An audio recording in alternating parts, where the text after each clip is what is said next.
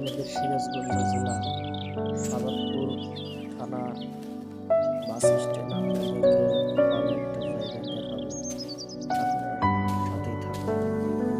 বাংলাদেশের কয়েকটা জেলায় দেখানোর চেষ্টা করব। আশা করি আপনারা সাথেই থাকবেন।